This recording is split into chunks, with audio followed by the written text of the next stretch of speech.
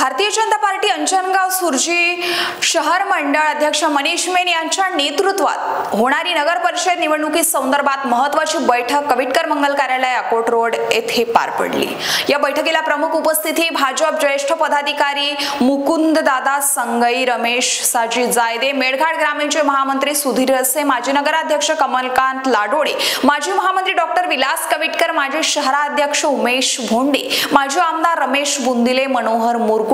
दुर्गे गुरुजी, गणेश पिंगे, देवीदास नेमाडे, अभिषेक पटेल, मेळघाट महिला जिल्हाध्यक्ष प्रियंकाताई मालठाणी, महिला शहराध्यक्ष हेमा लेंदे, आशिष टिपरे, प्रवीण पटुकले, देवानंद टांग, कृष्णाजी गोमासे, विक्रम पाठक, रतनभाऊ टिपरे तसेच बैठकीचं संचालन करणारे सुभाष थोरात,